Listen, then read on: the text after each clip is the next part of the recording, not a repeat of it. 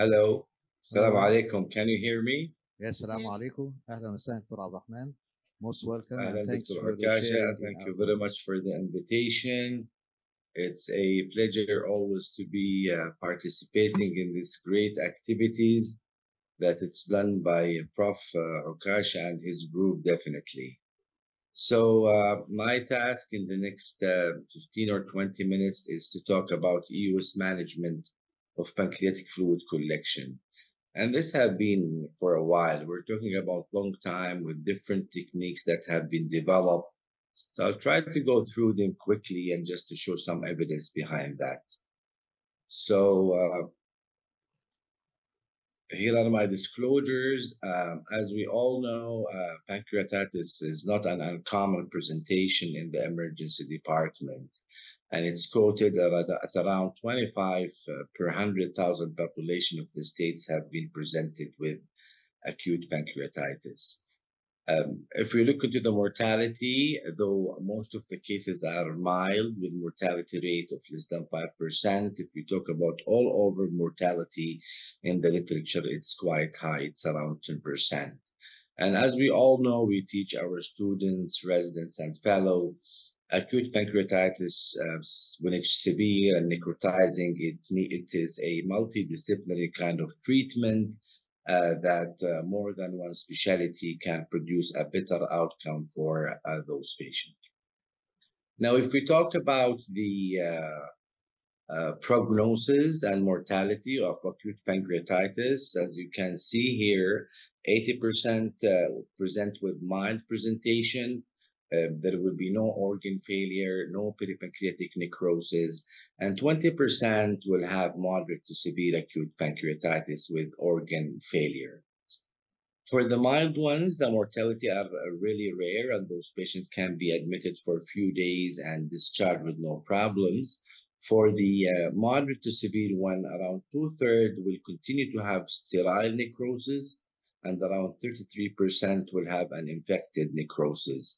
For the sterile ones, we are talking of a mortality between 10 to 15%, and for the infected necrosis, the highest one from 15 to 35%.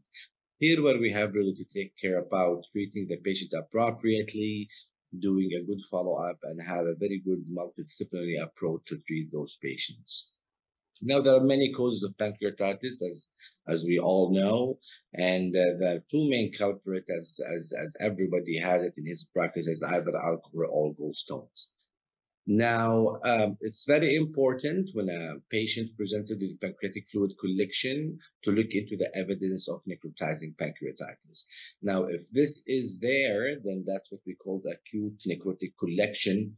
And if not, then an acute pancreatic fluid collection. Then, as we know, if it's 4 weeks and above, we can call it the wall-off disease, and I'm sure that everybody knows about that. And then if it continues to be with no necrosis, the acute pancreatic fluid collection will be to turn to pancreatic pseudocyst with multiple varieties of treatment that I'm going to talk about.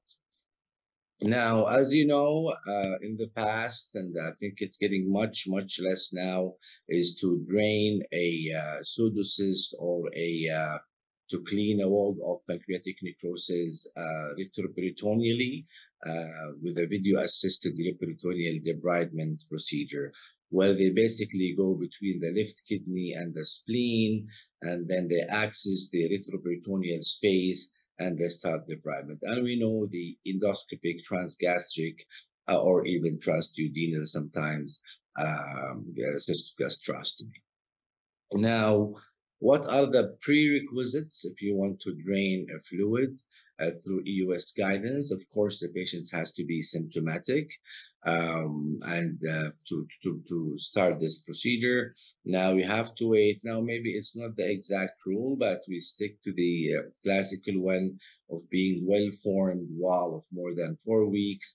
And it's very important to measure the space between the stomach wall and the cyst itself, and we can accept 1 centimeter of the luminal wall. Now, I'm presenting this case for a reason. It was the first case that we did in our center around 10 years back when we were not having any kind of these luxurious stents.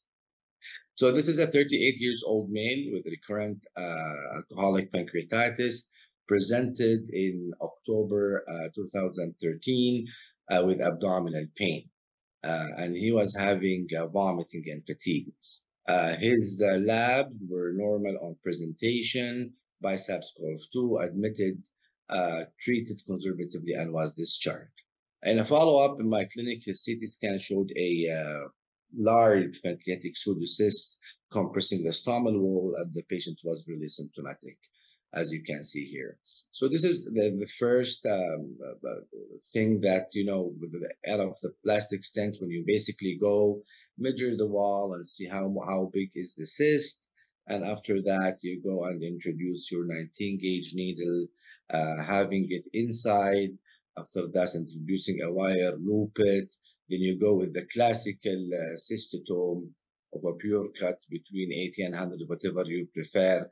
And at that time, even the double pick tail stents were not available. So inserted the plastic stenting for that, and which is evoluted now big time. And now we have better devices and easier to go through and do all these kind of procedures after. Now here we're exchanging. I'm just gonna show you how long this can take. I know that some centers have been doing it, but it's exchanging. It takes a lot of time. So why I'm presenting this, because I just want to go through the steps. You can see here, it can go up to 11 different steps. You have to puncture, you have to insert the wire, you have to exchange the needle, you have to put the cystotome, puncture, then exchange it. If you want to dilate or no, then you put a double pigtail stent. If you want to put two double pigtail stents, then you have to loop, as you know, other wire, and then do the exchange and then deploy the pigtail stents. For which an approach for an ideal stent came, and what is the best approach for that since the time. So the stent that you want to deploy, you want it to be safe. You want it to have a complete system that can help you doing it in an appropriate way. You want it to have it to be easy to deploy, and after you did your treatment, you want it to be as well easy to retrieve. You have to have a wide drainage diameter to prevent blockage as well, and to have effective drainage. And if you are going to treat after that and you want to go through the stent, then you will have a good space to go through.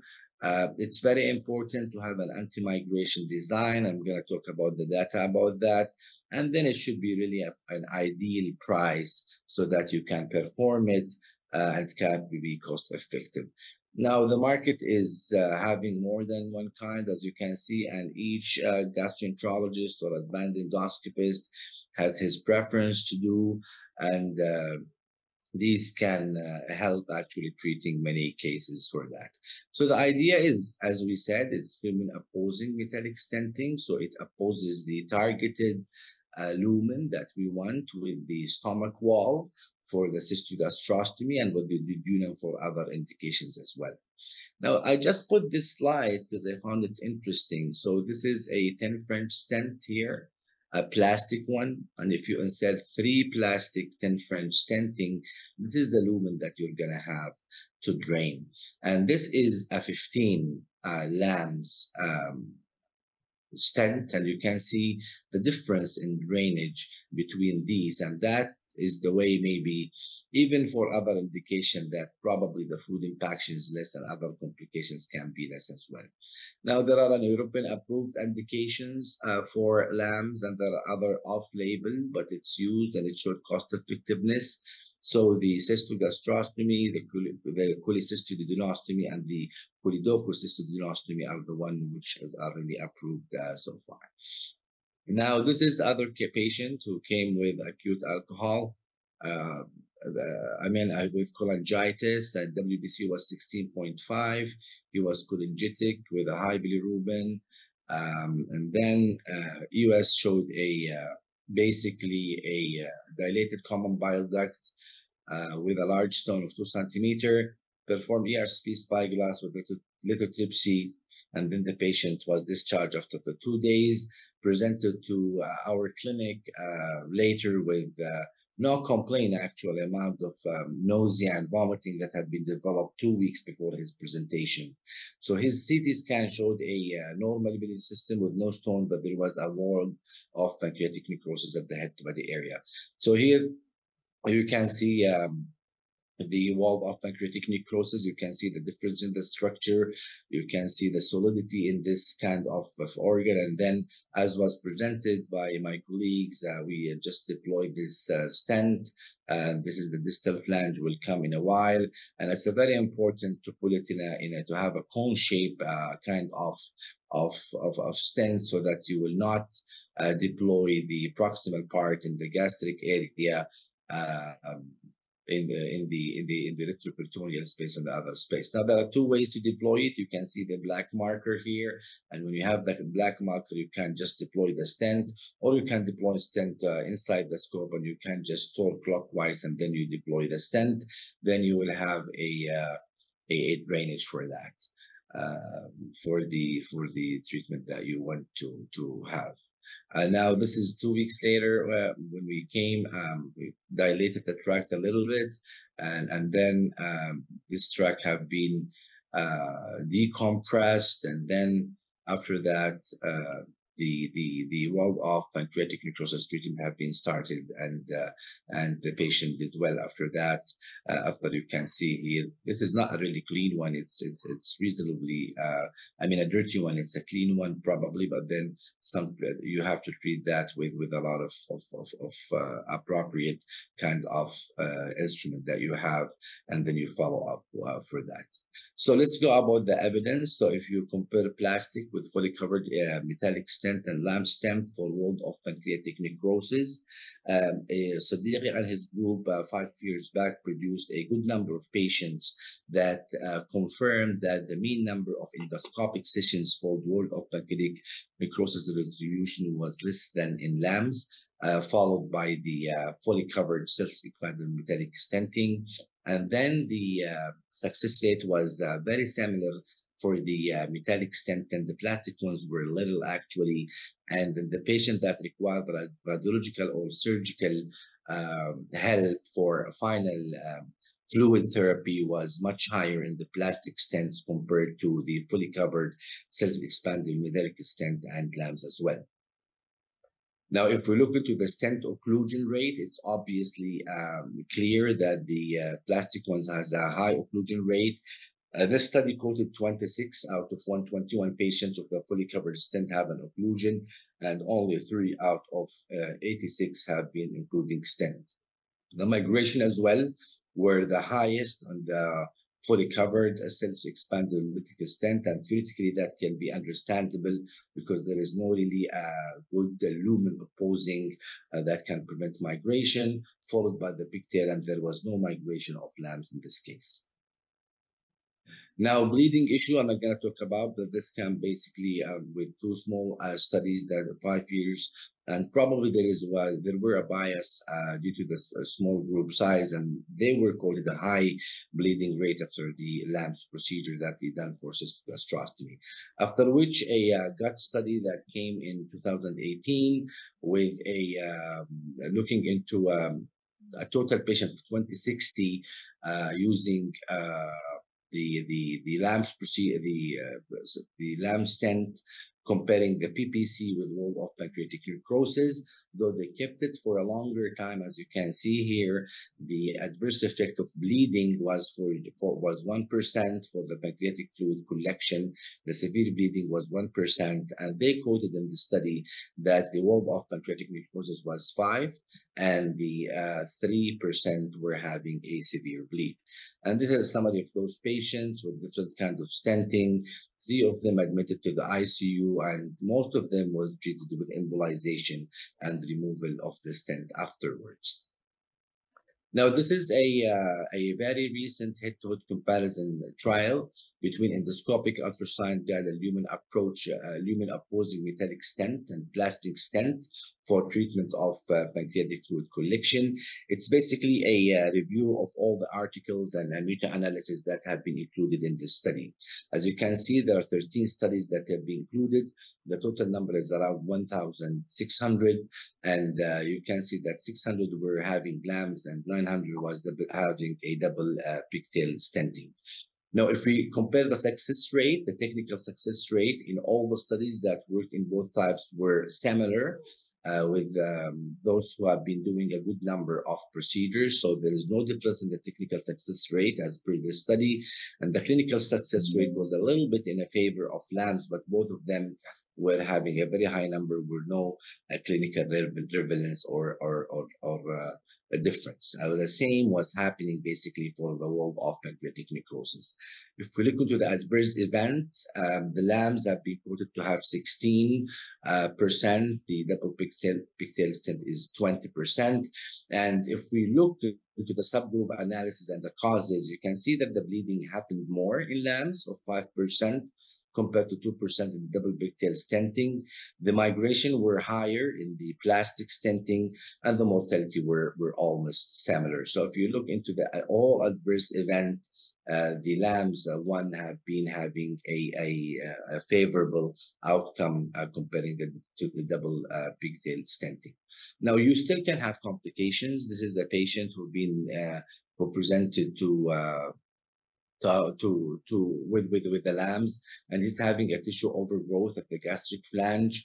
It's difficult to kind of pull the stent, and you can see the tissue ingrowth around it. This stent has to go out, so the way to do it out is just to deploy. To inflate it, get some space, trying to get this kind of a stent detached from the tissue. And then, as you can see here, we're trying to just apply cauterization around it to kind of detach the stent. And then after that, we went and we did a kind of a full one approach, a needle knife approach, carefully, and then we were trying to open the space in 2 to 3 locations just to give a space for this stent to go out. And then after that, with a lot of careful kind of trying to pull the stent, we've been trying to pull the stent, and you can see here we're using the rat tooth here trying to pull the stent, and it happened. So the idea of this is that really you can have complications. If you have complications, it's normal, it can happen. And there is a lot set of articles that talked about different kinds of complications of the pancreatic fluid collections as well.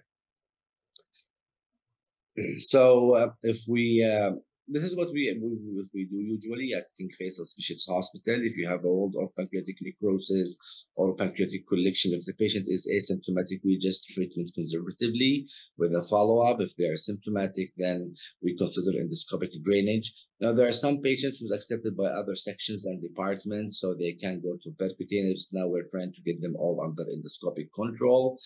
We use LAMS for our treatment, and then if necrosectomy is needed, we call the patients a couple of weeks back to do necrosectomy. We follow them for 4 weeks. If there is a complete resolution for necrosectomy, that's the end of the treatment. If not, then we have probably to do 2 or 3 sessions. And by that, I would thank everybody for their kind listening, and thank you very much.